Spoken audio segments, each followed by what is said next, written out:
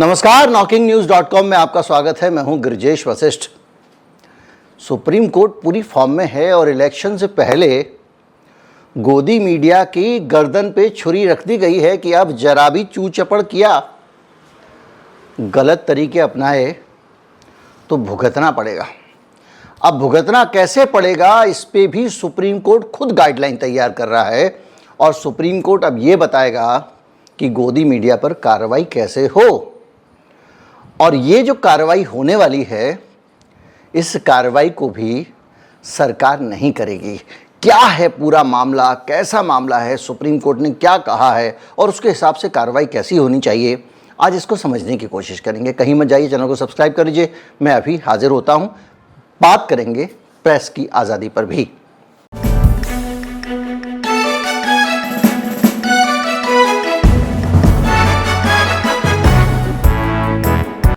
Screen पर आपको कुछ देवियों और कुछ सज्जनों की तस्वीरें दिख रही होंगी। इन देवियों और सज्जनों को अलग अलग मौक़ों पर, अलग अलग जगहों पर, सोशल मीडिया पे, ट्विटर पे, यहाँ वहाँ पूरे साल 365 दिन जनता की तरफ से आशीर्वचन मिलते रहते हैं। लोग इनको तमाम तरह से क्रिटिसाइज़ करते हैं, इनकी आलोचना करते हैं। कोई इनके सरनेम के आगे मोदी लगा देता है, कोई इनको कुछ बोलने लगता है, कोई कुछ बोलने लगता है, तरह तरह का। दूसरी तरफ इनके समर्थक भी हैं और वो लोग भी लगातार तलवारें भांजते रहते हैं। इन देवियों और सज्जनों के विवादों के बीच में रहने की वजह है इनके ये कृतित्व जो कुछ एक फ्रेम में दिखाई दे रहे हैं। किस तरह से ये देवी और सज्जन इस देश में चमत्कारी काम कर रहे हैं, किसी एक पार्टी के लिए, किसी एक विचारधारा के लिए और किसी एक नफरती समाज की संरचना में योगदान दे रहे हैं जो किसी एक पार्टी की राजनीति को शूट करता है।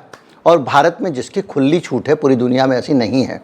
हिंदुत्व पर चोट, हिंदू देंगे वोट, ये देश नहीं झुकने देंगे नाम लग के, और ये हिंदुत्व पर चोट और हिंदुत्व पर वोट प्रोग्राम बनाना, हिंदुओं के खिलाफ महागठबंधन, ऐसे शब्द, हिंदुओं के साथ आने का टाइम आ गया है। यूपी में अब्बाजान को राम राम, कोरोना जिहाद से देश बचाओ, कोरोना के जंग में जमात का आघात, इस तरह के शो रोज़ शाम को ये लोग गल्ला खोल के बैठ जाते हैं। फिर इनके पास होता है एक कॉम्बिनेशन, किसका? मेहमानों का।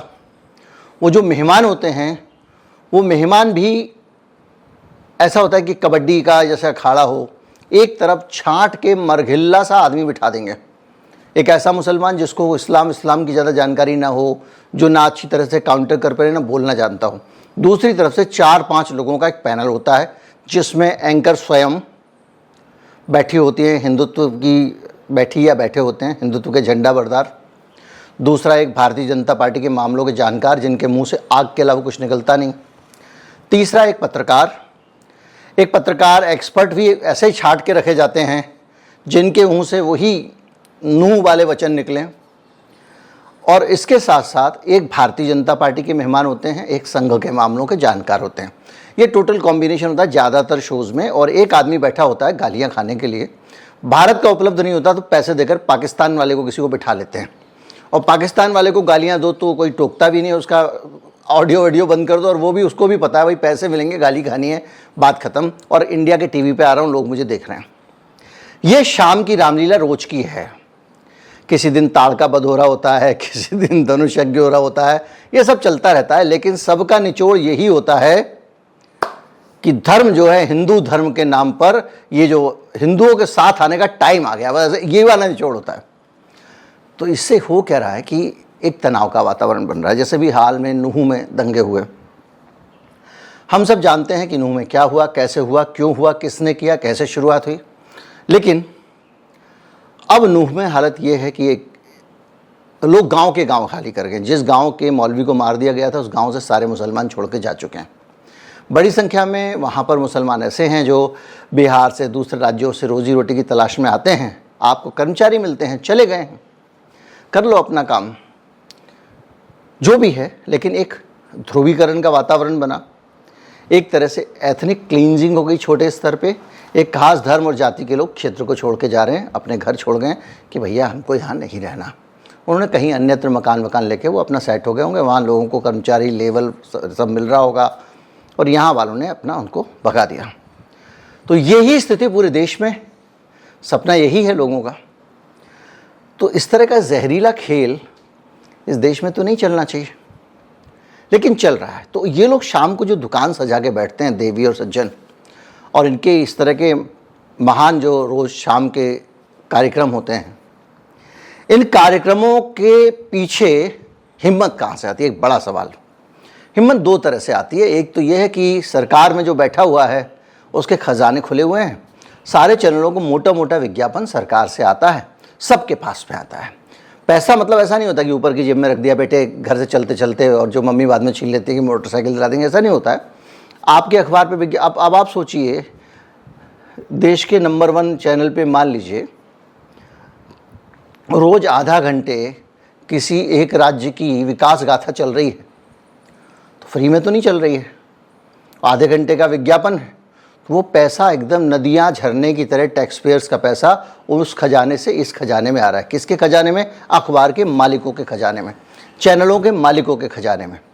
और वो पैसा जो मालिकों के खजाने में आ रहा है, उस पैसे के बदले में मालिकान इस प्रकार की समाज सेवा करते रहते हैं, क्योंकि इससे उन्हें धन मिलता है। अब हो ये रहा है कि वो मालिकान की जो धन लेने की जो स्पिरिट है, उसमें इन देवियों सज्जनों के आप तस्वीरों पे अगर नज़र डालेंगे तो इसमें बहुत सारे देवी और सज्जन ऐसे भी हैं जो जब तक चैनल में थे तब तक, देखिए, इन सब देवियों और सज्जनों का एक ही आदमी है जो इनका मुख्य मार्गदर्शक है, जिसने इन सब को सिखाया, जिसके रास्ते पे ये सब चल रहे हैं, वो सुदर्शन टीवी वाला। ये सब सुदर्शन टीवी वाले के अनुयायी हैं देखा जाए तो ये जो देवी और सज्जन है, शाम को आप सब लोग इनको गालियां देते हैं, और ये लोग जो गालियां खाते हैं, ये इनकी जो स्टेपल डाइट है, ये डाइट के लिए ये हकदार नहीं है, क्योंकि ये शाम को जो कुछ भी पुराण बाँच रहे हैं, सरकार बदलते ही इनका पुराण बदल जाएगा, क्योंकि लाला जी के खजाने में पैसे आ रहे हैं। लाला जी चाहते हैं कि ये जहर फैलाएं, क्योंकि लाला जी को पैसे मिल रहे हैं, इसलिए जहर फैला रहे हैं। जिस दिन नहीं फैलाएंगे लाला जी इनको बाहर खड़ा कर देंगे। ये सत्य है, बहुत सारे लालाओं ने बहुत सारे लोगों को बाहर खड़ा किया है। इसलिए इन देवियों और सज्जनों के प्रति नफरत को कम कर देना चाहिए। अब मसला यह है कि ये देवी और सज्जन इसलिए बेखौफ कर रहे हैं क्योंकि इनका मालिक जो है वो कह रहा है करो करो करो। तो जिसकी आप नौकरी कर रहे हो वही आदमी कह रहा है निश्चिंत होकर करो, तो कोई दिक्कत की बात नहीं है, उसका खजाना भर जा रहा है। अब मसला आया कि इनको रोके कौन? भाई, अगर सरकार कल के दिन इनके ऊपर कोई कदम उठा ले, जिसकी एक रिमोट संभावना, कल्पना तो कर ही सकते हैं अपन, अब कोई कदम उठा ले सरकार, किसी की भी सरकार हो, तो मैं भी खड़ा हो जाऊंगा। आप लोग भी कहेंगे कि यार ये तो मीडिया की आज़ादी पे हमला है, मीडिया क्या बोले ये सरकार तो तय करेगी नहीं। तो मसला उठता है कि इनको सुधारेगा कौन? तो हुआ ये कि एक कानून आने वाला था देश में कि भैया बहुत ज़्यादा हो गया, अब इन लोगों के जो सा सितार के तार टाइट किए जाएं। जब इनके सितारों के तार कसे जाने लगे तो त्राहिमाम मच गया। आज देश में मीडिया की और प्रेस की आज़ादी जो है वो खतरे में पड़ गई। तो एक प्रस्ताव आया कि फिर कैसे करें भैया, ऐसे तो आप कुछ भी करते रहोगे इस मुल्क में। ये बात हुई तो उन्होंने हाँ साहब, तो उसको रोका कैसे जाए? तो बोले रोकने का तरीका ये है कि साहब हम खुद ही अपने आप को काबू कर लेंगे, हम खुद ही जो है वो ऐसी सामग्री को रोकेंगे, हम सेल्फ रेगुलेशन लाते हैं। ठीक है साहब। इसके बाद कुछ एसोसिएशन बन गई, NBA, NBSA टाइप की कई सारी association, broadcast association, broadcast news broadcast association वगैरह वगैरह, और वो खुद ही कार्रवाई करने लगे, नोटिस भेजने लगे वगैरह वगैरह।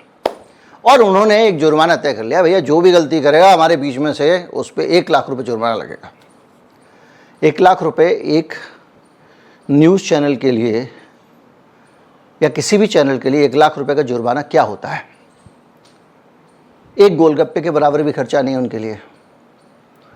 तो भैया ज़्यादा, जब बहुत ज़्यादा सर के ऊपर पानी हो जाएगा तो 1 लाख रुपया दे देंगे। फिर चौधरी साहब, खन्ना साहब, खुराना साहब, जो भी हैं, जितने भी हैं, मोदी साहब, ये सब फिर शुरू हो जाएंगे। तो ये सिलसिला लगातार चले आ रहा है। सुप्रीम कोर्ट ने कहा यार ये लोचा क्या है, झोल क्या है ये? सुप्रीम कोर्ट ने कहा आ जाओ जरा हम आपसे बात करते हैं। 2008 में कांग्रेस की सरकार थी, उन्हीं ने कहा था कि इनको थोड़ा सा नियंत्रित किया जाए, तो इन्होंने सेल्फ रेगुलेशन बनाया। कांग्रेस ने कहा ठीक है भाई, हमारा मकसद तो चाहिए, टीनेट किसी को नहीं चाहिए। उसके बाद इन्होंने तय कर लिया था हम 1 लाख रुपए जुर्माना लगाएंगे जो भी गड़बड़ करेगा। अभी तक तो जुर्माना मेरी याद में नहीं है किसी के ऊपर लगा होगा, अगर लगा भी होगा इक्का दुक्का तो लगा होगा। लेकिन अब उस 1 रुपये के जुर्माने के दम पे, 1 लाख रुपए के जुर्माने के दम पे टीवी चैनल जिम्मेदारी से काम करेंगे, इसकी उम्मीद नहीं करनी चाहिए। ऐसा किसने कहा है? सुप्रीम कोर्ट की खंडपीठ ने कहा है, जो चीफ जिसको चेयर कर रहे हैं जस्टिस वाई.वी. चंद्रचूड़। उन्होंने ये कहा कि भैया ये 1 लाख रुपए जुर्माने से क्या होगा, भाई 2008 में आपने बनाया था, आज 2023 आ गया तो ये 15 साल जुर्माना, 15 साल तो हो ही गए होंगे। तो जस्टिस चंद्रचूड़ ने कहा कि इस जुर्माने से काम नहीं चलेगा, ये तो बहुत बढ़िया है, आप इस देश के साथ कुछ भी खेल जाओ और 1 लाख रुपए दे दो। अब क्या हुआ, 2021 में एक मामला आया बॉम्बे हाई कोर्ट में। बॉम्बे हाई कोर्ट ने कहा कि भैया ऐसे तो चलेगा नहीं। बॉम्बे हाई कोर्ट का जो ऑब्जेक्शन था वो ये था कि आप किसी भी मामले में मीडिया ट्रायल चला देते हो, और अलग अलग मौक़ों पे आपने देखा होगा इस देश में पता नहीं कितने लोग आतंकवाद, पुलिस ने आतंक के आरोप में गिरफ्तार किया और पुलिस ने गिरफ्तार किया, FIR हो गई, पुलिस वाले यही है आतंकवादी। मैंने एक बहुत बड़े चैनल में कन्हैया कुमार का फोटो और उसके नीचे देशद्रोही लिखे हुए देखा है। पूरा देश में मीडिया ट्रायल चला देता है और उस व्यक्ति की सामाजिक अवमानना हो जाती है, लोग उसको अपराधी समझने लगते हैं। 5 साल बाद, 10 साल बाद, जैसे कि सुशांत सिंह राजपूत वाले मामले में हुआ, पता नहीं कितने लोगों के उसमें नाम आए, कितने लोग ये हुए, और बाद में पता चला कि वो तो एक ओपन एंड शट केस निकला। तो आप अदालत में सुनवाई होने दीजिए, अदालत में जो तथ्यों की जांच होने दीजिए, उसके बाद में जो दोषी हो आप उसको कह सकते हो भाई आतंकवादी है। लेकिन पूरा एक ऐसा वातावरण बना देते हैं कि उसको सजा मिले ना मिले। तो 2021 में बॉम्बे हाई कोर्ट ने इस बात को लेकर बड़ा तगड़ा सवाल उठाया। उन्होंने कहा भाई आपका कोई सेल्फ रेगुलेशन तो है नहीं, आप कुछ भी करते रहते हो और उसके कारण आप किसी को भी, और ये गलत है। अब उसके खिलाफ हिंदुस्तान भर के जो ब्रॉडकास्टर्स हैं वो पहुंच गए भैया सुप्रीम कोर्ट। तो सुप्रीम कोर्ट में ये वाली बात आई। सुप्रीम कोर्ट में जैसे आप सुशांत सिंह राजपूत का मीडिया ट्रायल का मसला आपको पता ही, तो सुप्रीम कोर्ट ने कहा कि मीडिया को रेगुलेट तो करना पड़ेगा, तो आप कैसे करेंगे? तो सुप्रीम कोर्ट ने यह भी कहा कि 1 लाख रुपए का जुर्माना तो कतई बेकार चीज़ है, इससे तो कुछ होगा नहीं, तब कैसे करेंगे? सुप्रीम कोर्ट ने कहा लेकिन सरकार नहीं करेगी, सरकार के हाथ में देंगे तो मीडिया की आज़ादी चली जाएगी, वैसे ही फिर वो पैसे भी नहीं देगी, वैसे ही करवा लेगी। सोचने की बात है। फिर तो उन्होंने कहा कि अब चीफ जस्टिस की पूरी टीम, वो लोग जो है एक दिशा निर्देश जारी करेंगे, गाइडलाइंस जारी करेंगे, और वो गाइडलाइंस ये होंगे कि कैसे करके इनको काबू किया जाए, इन पर लगाम लगाई जाए, इन देवियों और सज्जनों को कैसे सामाजिक जिम्मेदारी के दायरे में रहकर काम कराया जाए, और इस काम को कराने के साथ साथ सरकार के हाथ में इनकी लगाम ना दी जाए, यानी मीडिया आज़ाद भी रहे और आज़ादी का दुरुपयोग भी ना करे। इसको लेकर गाइडलाइंस आ रही हैं, और सुप्रीम कोर्ट से इन गाइडलाइंस के आने का मतलब ये है कि इनमें से कई देवियों और सज्जनों को समाचारों की मूल जानकारियां तक नहीं होती हैं, इनको खबरें तक नहीं पता होती हैं, इनको कुतर्क करना आता है, लिख के टेलीप्रॉम्प्टर पे दे दिया जाता है, पीछे से कान में सवाल बताए जाते हैं, उसमें से अंड वंड कुछ सवाल पूछ लेते हैं, कुछ कुतर्क कर लेते हैं, कभी कभी मजाक उड़वा लेते हैं और ये सब कर लेते हैं। ये मैं सबके लिए नहीं कह रहा हूँ, उसमें बहुत समझदार सीजन लोग भी हैं जिनकी तस्वीरें मैंने दिखाई हैं, लेकिन ज़्यादातर यही हो रहा है। और अब जब एक बात मान के चलिएगा, एक मछली सारे तालाब को गंदा करती है। अगर कोई एक आदमी ऊट पटांग टाइप के शो करके 3 हफ्ते अपने चैनल की TRP बढ़ा लेता है, तो चौथे हफ्ते किसी दूसरे चैनल पे रजत शर्मा जैसा सीनियर और सीजनड आदमी बैठ के भी मजबूर हो जाता है कि भैया मैं भी कुछ ऐसा टोटका करूं। याद कीजिए एक बार रजत शर्मा जी के चैनल पे खली बली ये वो भूत प्रेत तमाशे से TRP आने लग गई थी, तो सारे चैनलों को लगा यार ये नंबर 1 हो गया है, हमको अपना अस्तित्व बचाना है, तो अच्छे खासे चैनल भी वही सब काम करने लग गए थे। वो भी एक मसला है।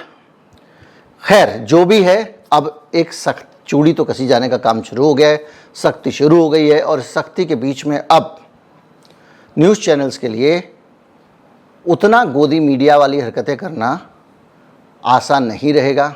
और ये फैसला आ रहा है 2024 के चुनाव से पहले, और 2024 के चुनाव से पहले अगर मीडिया को अच्छे तरीके से काम करना पड़ता है तो निश्चित मान के चलिए कि चुनाव पर मीडिया जो असर डालता है, बुरा असर डालता है, जो पक्षधरता अपनी दिखाता है, उससे मतदाता बचा रहेगा। उम्मीद करता हूँ वीडियो आपको अच्छा लगा होगा। अच्छा लगा हो तो ज़्यादा से ज़्यादा लोगों तक पहुँचाएं, चैनल को सब्सक्राइब कर लें। नमस्कार, जय हिंद।